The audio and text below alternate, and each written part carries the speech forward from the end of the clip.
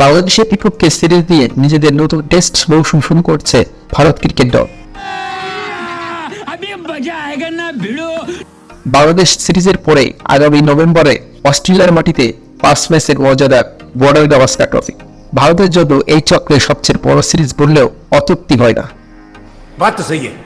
অবশ্য ভারতের সব মনোযোগ এখন বাংলাদেশের বিপক্ষে সিরিজকে সামনে রেখে। চেন্নাইতে গৌতম গম্ভীরের দল যখন টাইগারদের বিপক্ষে রণকৌশল সাজাচ্ছে, তখন ভারতকে এক প্রকার হুমকি দিয়ে রাখলেন অজি তারকা নাথান লায়ন। জানিয়েছেন সিরিজ ডবল ধরায় লজ্জা পেতে হবে ভারতকে। তবে এই বক্তব্য বাংলাদেশ সিরিজ না, বর্ডার গাভাস্কার সিরিজ নিয়ে।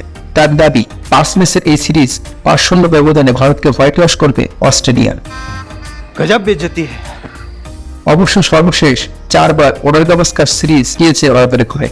প্রতি 2 বছরে একবার করে হয় বর্ডার গাভাস্কার ট্রফি। 2014 মৌসুমের পর অস্ট্রেলিয়া আর জিততে পারেনি এই ট্রফি। বিষয়টি নিয়ে স্বাভাবিকভাবেই তেতে আছে অজি ক্রিকেটাররা। অস্ট্রেলিয়ার অফ স্পিনার লায়নের কণ্ঠেও শোনা গেল সেই ছাঁচ। তিনি বলে, 10 বছর আগে আমরা বর্ডার গাভাস্কার ট্রফি জিতেছিলাম।